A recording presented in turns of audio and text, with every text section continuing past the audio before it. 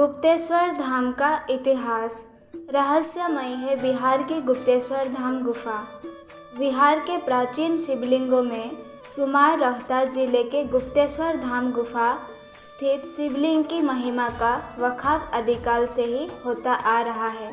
मान्यता है कि प्राकृतिक सुषमा से सुसज्जित वादियों में स्थित इस गुफा में जलाभिषेक करने के बाद भक्तों की सभी मन्नतें पूरी हो जाती है। पौराणिक आख्यानों में वर्णित भगवान शंकर और भस्मासुर से जुड़ी कथा को जीवंत रखे हुए ऐतिहासिक गुप्तेश्वरनाथ महादेव का गुफा मंदिर आज भी रहस्यमय बना हुआ है।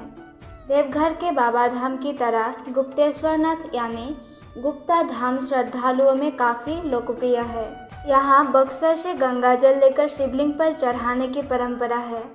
रोहतास में अवस्थित विंध्य श्रृंखला की कैमूर पहाड़ी के जंगलों से घिरे गुप्ता धाम गुफा की प्राचीनता के बारे में कोई प्रामाणिक साक्ष्य उपलब्ध नहीं है। इसकी बनावट को देखकर पुरातत्वविद अब तक यही तय नहीं कर पाए हैं कि ये गुफा मानव निर्मित है या प्राकृतिक।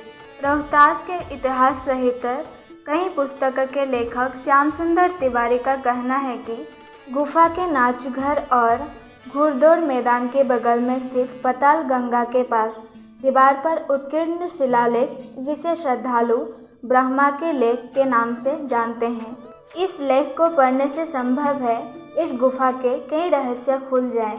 तिवारी ने कहा कि केंद्र सरकार को चाहिए कि पुरातत्ववेत्ताओं और भाषा वेदों की मदद से अब तक अपाठ्य रही इस लिपि को पढ़वाया जाए, ताकि इस गुफा के रहस्य पर बड़ा पर्दा हट सके। गुफा में गहन अंधेरा होता है। बिना कृत्रिम प्रकाश के भीतर जाना संभव नहीं है।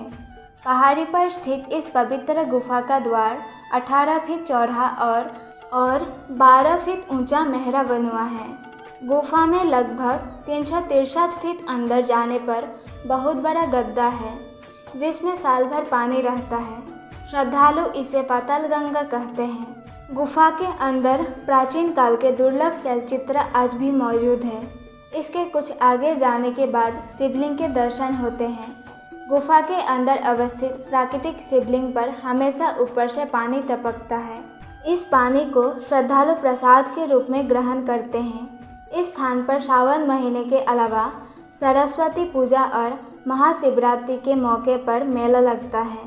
जनश्रुतियों के मुताबिक कैलाश पर्वत पर मां पार्वती के साथ विराजमान भगवान शिव ने जब भस्मासुर की तपस्या से खुश होकर उसे किसी के सिर पर हाथ रखते ही भस्म करने की शक्ति का वरदान दिया था, भस्मासुर मां पार्वती के सौंदर्य पर मोहित होकर शिव से मिले वरदान की परीक्षा लेने उन्हीं के सिर पर हाथ रखने के लिए दौड़ा। वहाँ से भागकर भोले यहीं की गुफा के गुप्त स्थान में छुपे थे।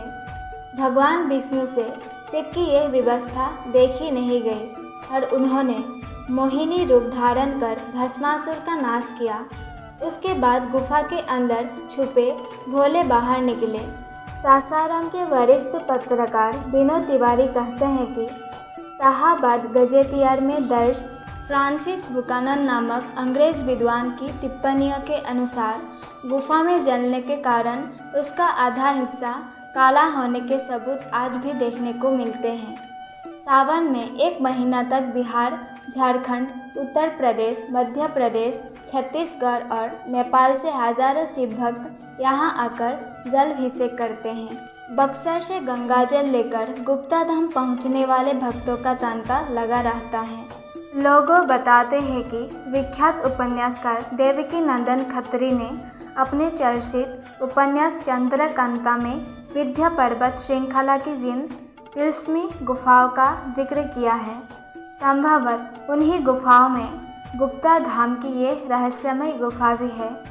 वहाँ धर्मशाला और कुछ कमरे अवश्य बने हैं, परंतु अधिकांश जर्जर हो चुके हैं।